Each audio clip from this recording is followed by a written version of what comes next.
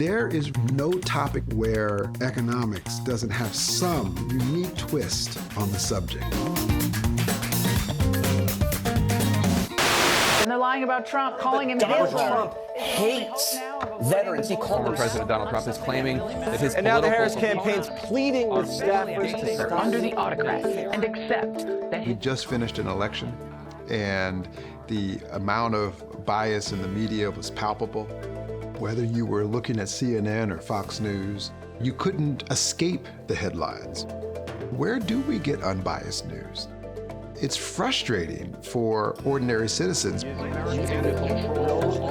And even me, who believes in the power of economics to study almost anything, thought, does economics really have anything to say about media bias? Is that a thing? There were two economists, Matthew Jenskow and Jesse Shapiro, and their basic idea was, look, if the consumer wants news that is more aligned with their own biased beliefs, then newspapers will have the incentive to pitch news in a way that appeals to them.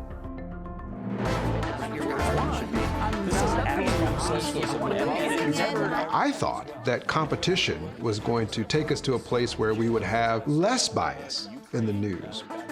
But it turns out the proliferation of news sources and competition has led there to be small pockets along a continuum where everyone can get news that's kind of served to their adequate bias level. So if you want to be really extreme and live in a bubble, you can.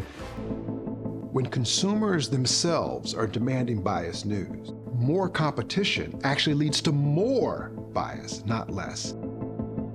It was actually shown empirically. The slant of a newspaper is more akin to the local market's preferences than it is the owner's political affiliations.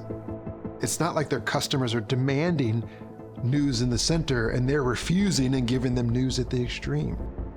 Profit-maximizing newspapers are giving people exactly what they want. there, and we endorse as a panel. We need to focus on, we should say thank you. I'm going to make a bold claim.